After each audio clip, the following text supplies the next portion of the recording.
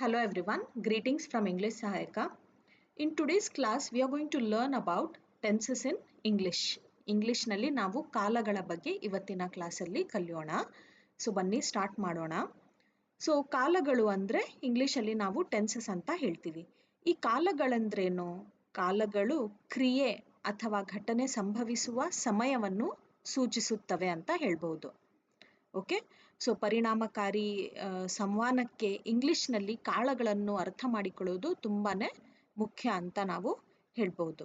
Okay, so ಕಾಲಗಳು ಭಾಷಾಕಾರರು ಮತ್ತು ಬರಹಗಾರರಿಗೆ ತಮ್ಮ ಸಂವಹನದಲ್ಲಿ ಘಟನೆಗಳ ಸಮಯವನ್ನು ನಿಖರವಾಗಿ ಮತ್ತು ಪರಿಣಾಮಕಾರಿಯಾಗಿ ತಿಳಿಸಲು ಇದು ಅನುವು ಕೊಡುತ್ತದೆ ಕಾಲಗಳು. ಓಕೆ, ಭಾಷಾಕಾರರು ಅಂದರೆ ಸ್ಪೀಕರ್ ಮತ್ತು ರೈಟರ್ಗೆ ತಮ್ಮ ಕಾನ್ವರ್ಸೇಷನ್ ಘಟನೆಗಳ ಸಮಯವನ್ನು ಅದು ನಿಖರವಾಗಿ ಮತ್ತು ಪರಿಣಾಮಕಾರಿಯಾಗಿ ತಿಳಿಸಲು ಇದು ಹೆಲ್ಪ್ ಮಾಡುತ್ತೆ ಅಂತ ಹೇಳ್ಬೋದು, ಸಹಾಯ ಮಾಡುತ್ತದೆ. ಅರ್ಥ ಆಯ್ತಾ?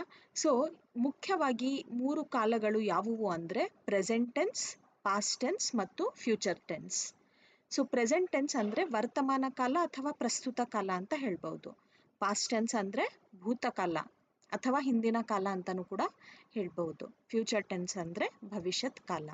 ಅರ್ಥ ಆಯ್ತಾ? ಸೊ ಇದು 3 ಮುಖ್ಯ ಕಾಲಗಳು ಅಂತ ಹೇಳ್ಬೋದು: ಪ್ರೆಸೆಂಟ್ ಟೆನ್ಸ್, ಪಾಸ್ಟ್ ಟೆನ್ಸ್ ಮತ್ತು ಫ್ಯೂಚರ್ ಟೆನ್ಸ್.